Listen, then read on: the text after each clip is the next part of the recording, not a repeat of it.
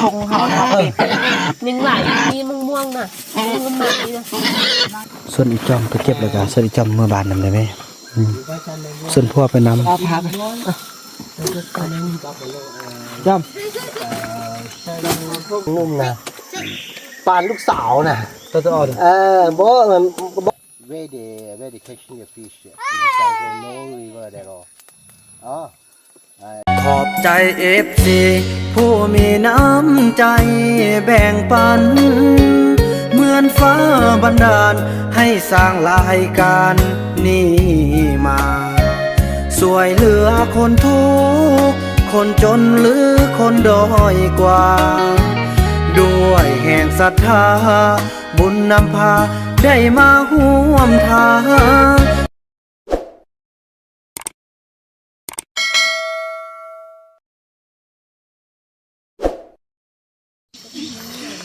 สบายดีท่านผู้ชมเนาะถือว่าคลิปนี้ก็อาจจะพาทุกคนมาเบิ่งวิถีชีวิตของพี่น้องพ่อตงเหลืองเขาเนาะก็ถือว่าการใช้ชีวิตอยู่ในป่า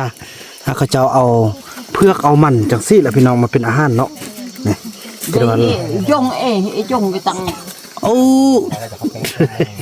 คนดังจงโอ้มีหมูเนาะ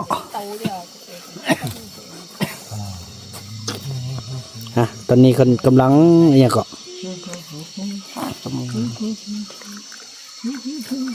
ลูกอัดตัวเห็บมีตัวเห็บโอ้ดอเห็นไหมมาให้พ่อไหมมาหาพ่อไหมโอ้อย่าเข้ากองไล่เจ้านี่นะชื่อเฮ้ยเข้ากองดูโพดเจ้านี่นะมาพูดข้อนำเด้โอ้อันนี้จี้มันมันบอกจีใส่จีนี่บอกหักว่าสันจีมันอันนี้ธรรมชาติ I can't believe I'm so sorry I can't believe I'm so sorry I can't believe our Hmong people the last generation our Hmong people the last generation during the secret war in Laos many people they get into the jungle before they go to Afghanistan กินเต็มมันนี่แหละกินเต็มมันเนี่ยกินแบบวิธีชีวิตแท้ๆเขาได้เอามาได้ไหมเชียวเอามาละเขาก็มาอะไร Many people they will remember this life many people they will remember this life ไอ้บ้านก็ไปบ้านไปป่ะ I can't believe they have ไปเอาไปแม่ไปมาอื่นก็มาว่ะมันน่ามากกว่าอื่นน่ามาได้กินอันนี้ไทยเนี่ยไปปั้วไอ้ยังปั้วหาไว้แม่บ่ไปป่ะไปตัวลูกก็ไปลูกจะไปเอาลูกไปเอาตอนลูกมีรถชิ่งนะรถชิ่งอยู่ลูกนี่นะหมูแม่ก็เอิ้นไปไปพี่พี่อ้วนเด้กินเต็มมันไอ้พี่โอ้มีเห็บดิดอกมีเห็บหนึ่งแม่บ่ปิดออกกับมันแม่เขาออกเอาหมดโอ้ออกเอาหมดนี่ดีครับขอบ่เอาตัวนั้นบอกเจ้าเอาประมาณ2 โลเอาไปที่เนี่ยเอาไปบ้านนี่เอาไปตอนมูเห็นเสียงกำลังเจ้าเป้ว่ะให้บอกเป้ได้ก็ได้เนี่ยคือได้แล้วสร้างทงเขายังไหลมีม่วงน่ะมันใหม่นะอย่าให้ยายโอ้ยให้ยังวะโอ้ยนี่ก็เป็นเลือดตัวโอ้ยว่ามันตกน้องนะเช็ดเลือดนี้ก็ได้เลือดนี้ก็ได้เอาเงิน2 โลนะเฮ้ยไปกินไปก็จื้อแมวเนี่ยเสียงเมนน้ำเมียดนกก็ยังเลยยังไปลงทางยังไงตอนนี้กำลังจีมันพี่น้อยเนาะจีมันกินเดี๋ยวก่อนเทด้านชอบเป้บ่ไหวเพราะมันไกล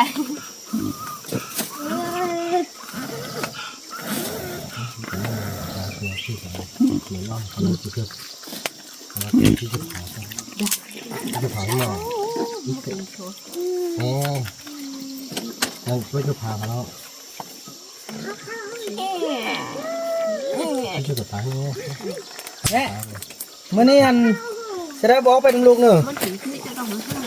ลำ ไหน หา เขาใส่ก็แล้วก็แล้วก็ นี่ลูกสาวบอกเหอะแม่ไป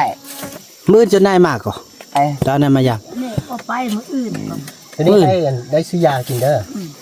เลย บ่เอาอีวาดไปเบิ่งนำแด่ ที่วัดก็ไปพวกถอน อย่าไปคันมื้นไปแล้วบ่ทันเจ้านายก็จะได้เข้ามาแต่เช้า แรงแม่ไป แรกมื้อนี้นะ มันแรง ไปต้นแรงเลย แรง อันนั้นไปเก็บมะม่วงคากันออกพุ่นเด้อไปนำลูกเศร้านี่นำหลัง อ่านยังบ่ทันไปที่ยังไม่กันไปว่ะก็ที่กินมันท่านบ่อยู่แล้วยังเจ้าอย่างนั้นไปแล้วเอาเงินให้เจ้าไปเลย นั่นแหละ เขาเด้อ ไป เอาเด้อ ก้อนเห่านี่มือยอด ฮอดกินมูแล้วค่อย โอ้ ทางกันอยู่รถชิ้นนี้ กินหมดเลย บ่รู้ว่าจะกินที่เสร็จยัง โอ้ประสบการณ์ที่มัน ให้ทุกคนเห็นบุญนำหลายแล้ว บุญนำเอาตัวท้ายนี่ก็ได้แล้วล่ะขอบใจดำเซี่ยวเด้อที่อุดหนุนสนับสนุนเขาเจ้า เขาอาจจะช่วยบ่ได้เท่าที่บุญนำช่วย โอ้ยได้แล้วเซี่ยว สินน้ำใจเฮาที่ให้เขาเป้าหมายคือ เก็บกระเป๋าได้ ได้ซื้อยาเนาะเพราะว่า ไปไข่ คือว่าในวิวป่าอยู่ดงมันก็อาจจะมีมียุงมีหนังอันนั้นเป็นไข้ได้ซื้อยาอันนี้คือปัจจัยหลักนะ แม่นแหละ เรื่องอาหารเนี่ยเขาจะเก็บมันเก็บเพื่อกอยู่ป่ากินอยู่แล้ว เดี๋ยวขอบใจเซี่ยวเด้อ เสื้อเข้าไป ถือว่า2คนนี่ก็ได้พุ่นละเส้นแล้วบ่อย่าซื้อเหล้าเด้อไปซื้อในสิ่งที่จำเป็นกินตัวที่ ไม่มากินหนา ไอ้ส่งชิเมื่อนอะไรชิเมื่อนไว้นู่น เมื่อน้ำนูดิ เมื่อไอ้นู่นเด้อไปช่วยกันคันได้ไล่ก็เอาไปขายก็ได้เงินสิละเด้อ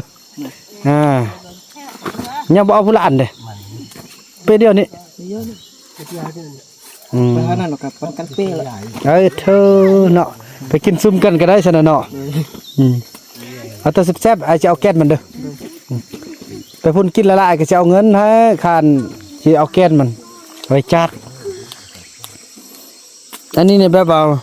คันสิมาเอากับบ่ฮู้นี่สิเอาบ่ญาติมันถึกต้นมะม่วงซ้อได้มะม่วงยังได้หั่นน่ะบ่มีแต่มะม่วงมันว่ะ มองมันกินลุ่มก่อน โอเค ญาติมันผสมประสานกันนะ เรา บัดเดินอายเบียร์นะ นี่อยู่กองต้นมันนะแท้โอ้ ไปเนาะสิยกอ่ะ กินได้แล้วบ่ตัวใดกินได้แล้ว ไปละประจัดลงมา กะสินั่นบ่ญาติมันสิตาย ตัวนี้กินได้แล้วบ่เขาอยากรู้ อันเบียร์ของพี่ไก่นี่นะ กินได้หรอไม่ เฮาก็ออกมามื้อนี้ปีนี้นะบ่ว่า สุกที่ ไปแล้วก็ยกเอาตึ้ง ลกๆบ่นะลกหาเด้อ นั่นมันไปแล้ว เอาต้นแซ่บเด้อต้นแซ่บเลย อยากลองกิน อันนี้โอ้เอาไปใส่นี่พ่อเอาไปใส่นี่ โอเค เป็นบ้านนั่นซาเลเมน โอ้ขอบใจเด้อพ่อเด้อ flavor the key how they survive จบไปเนี่ยมา we bring some we buy some จ้ะ the mango ส่วนอีจอมไปเก็บแล้วก็ส่วนอีจอมเมื่อบานนำได้ไหมส่วนพวกไปนำ เอาพักจำ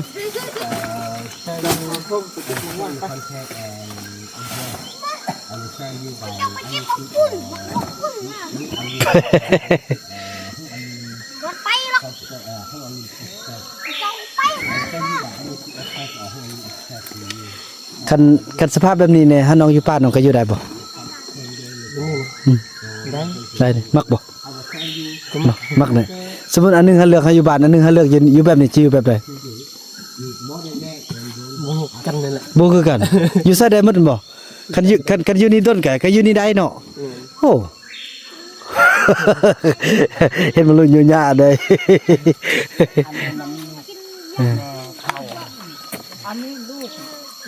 โอ้เพิ่นเก็บพี่น้องเอ้ยเนาะเพิ่นเก็บมะม่วงแก้มอันไปให้อันลูกสาวลูกชายเพิ่นให้กินอยู่บ้านพี่น้องเอ้ยเนาะ หลังไป คนเดียว ลงมัน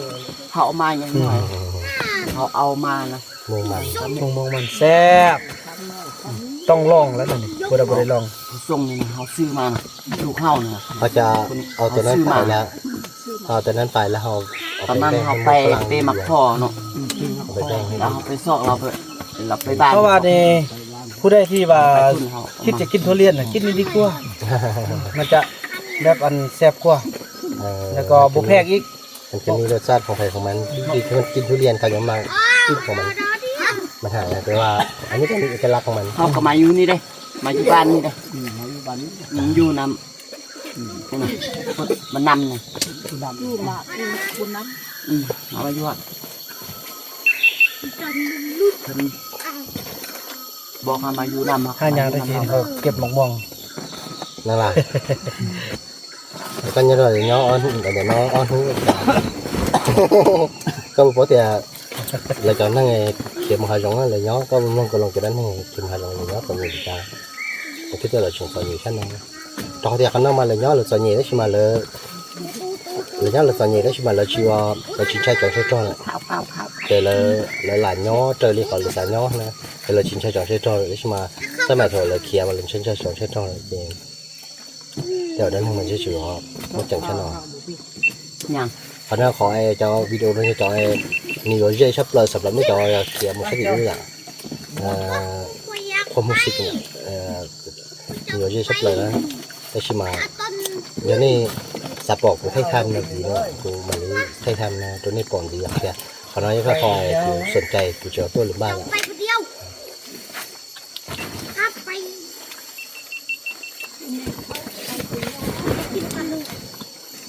Ôi, thôi nó phải về chị rồi.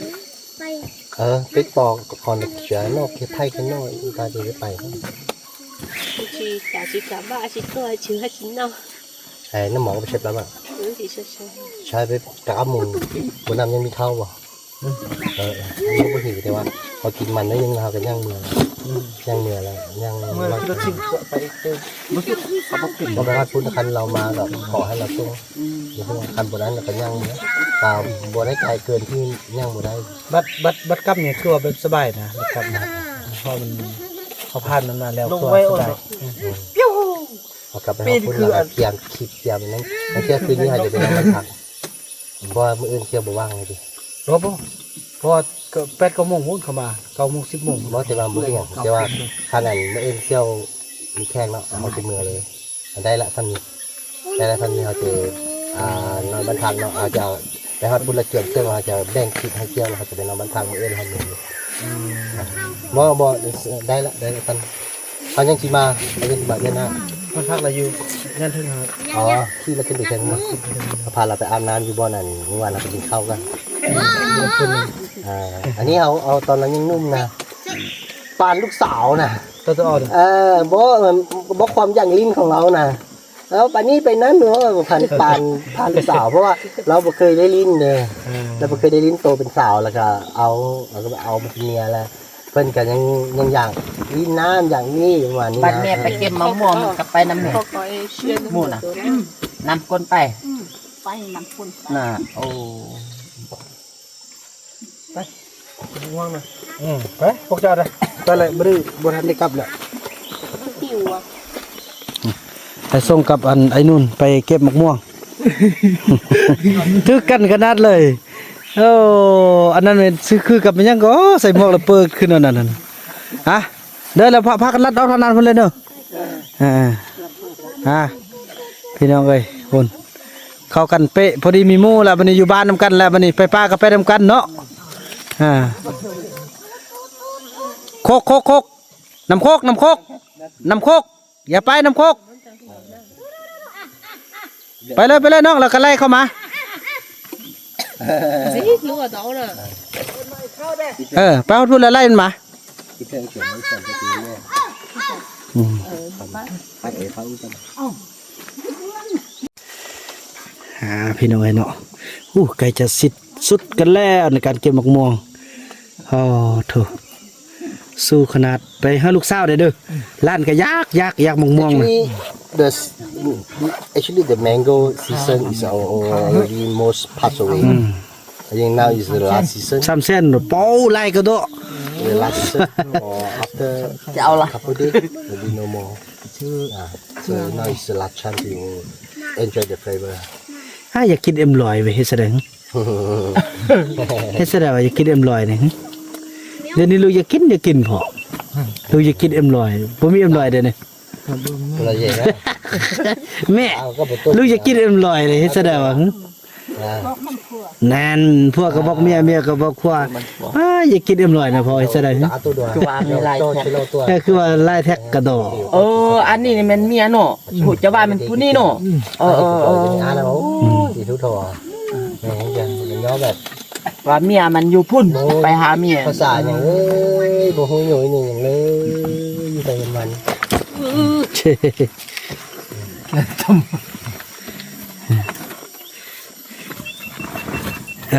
พี่น้อยจะได้กินบ่เนาะมันเฮานี่นะฮะกันเนาะอุ้ยจอมบ่เมื่อลิ้นบานมีพ่อเด้อเนี่ยเมื่อลิ้นบานเนี่ยว่าขึ้นฮอดเนี่ย อีซื้อปลาดุก เนออยากได้ปลาดุกได้ปลาดุกอีพ่อก็ไปซื้อให้ซื้อมาแล้วก็เอามาเนาะอย่างนี้เอาไปเล่นอีพ่อได้แม่นกก็ขึ้นฮอดมาแล้วก็ปลาดุกมาไอ้วาดก็ส่วนไปเนาะส่วนไปนำกันเนาะ ขั้นไปซื้อปลาดุกเบิ่งโทรศัพท์ ไม่อยากไป อยากเบิ่ง บ่อยากเบิ่ง อยากเบิ่งว่าหรือว่าบ่อยากเบิ่ง บ่อยากเบิ่งว่าซั่น ไปนำกันนี่ไปบ้านไปอะไรสิยอมเจ้ากับจำ ทำเนี่ยก็ โทรศัพท์หรอ บ่อยากเบิ่ง บ่อยากเบิ่งเนาะอยากยิงปลาไหลกว่า ส่งเสือหึงงามเฮ้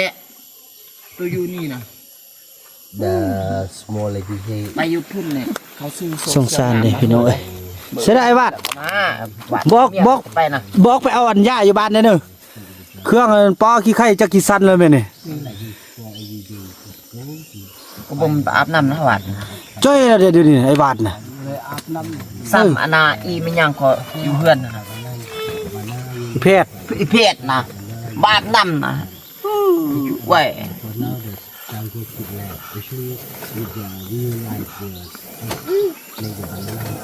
ไปเนาะไปเนาะไปนำกันเนาะไปเขาซื้อเบียร์กินดีไข่เลยแหละเด้อไปอยู่ประมาณมือหนึ่งสองมือกลับมาไปเอาเลือกเอาเสื้ออยู่ พี่น้องเอ้ยส้มขนาดจ้อยขนาดหนอ เอามันเบิ่งเสื้อมันน่ะนะพยานยอดเสื้อเนี่ยประสักได้โลหนึ่งในเสื้อเนี่ยนะ ป้าตัวเอ็มลอยไล่กันต่อนี่พี่น้อง สมมันเป็นในบ้านพอดีสองไปเนาะไ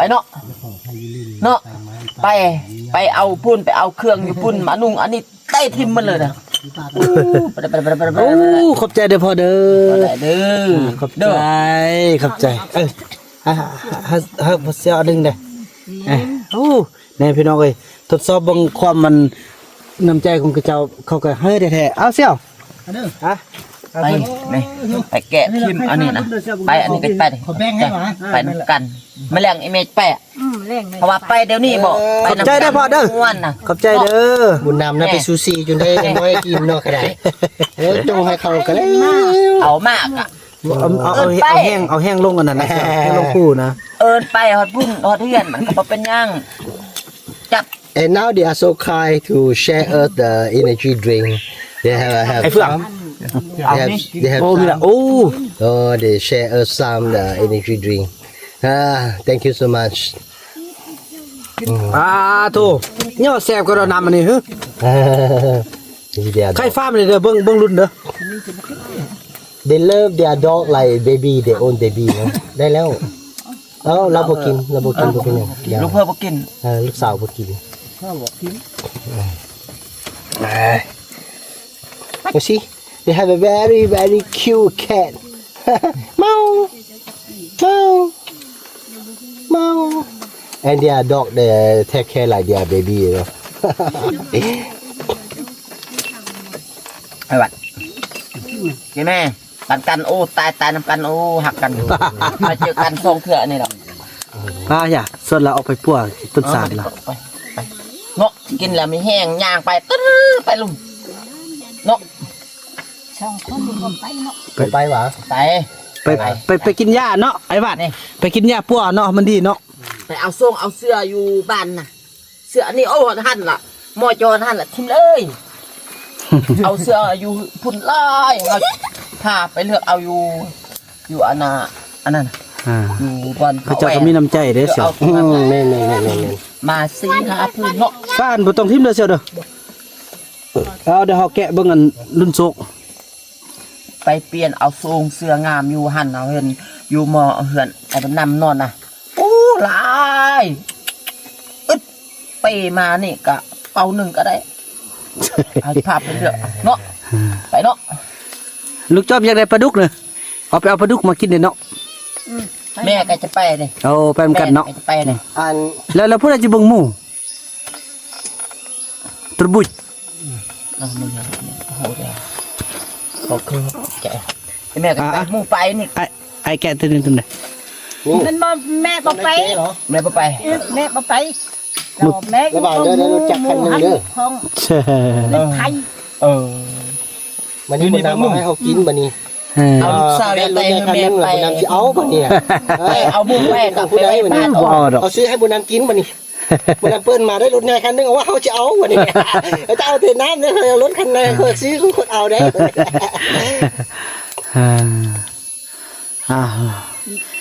ถือว่า ไทยหันเขา They just ว่าเป็นหมู่ they just top up the layer by layer แม่ลูกเบิ่ง They just เขาไป top up layer by layer they just top up by layer by layer after this ใจมืดเลยพี่น้อย after licking โชคดีครั้งต่อไปตลอด after licking ถือว่าส้มกันหมดเลยป้อโถในวัดก็ส้มขนาดพี่น้องเอ้ย oh you see one เข่งแง่งเลย once more there and once more here เอามา and once more here and our jungle guy his house there I can see they are net you know I can see they are fishing net I don't know where they catching the fish no river at all oh yeah I can see they have a fish but อยาก in กิ the นมะกอกเนาะ jungle no นักข้อสิหมดเลยที่ บ่ยังมีโอ้ ถือว่านั่นนะพี่น้องคลิปนี้บ่าวนำจะขออนุญาตจบคลิปกับท่านนี้ก็น้องพี่น้องเนาะแล้วพบกันใหม่ในคลิปต่อไปเด้อคลิปนี้บ่าวนำขอกล่าวคำว่าสบายดี ฟานตัวนึง so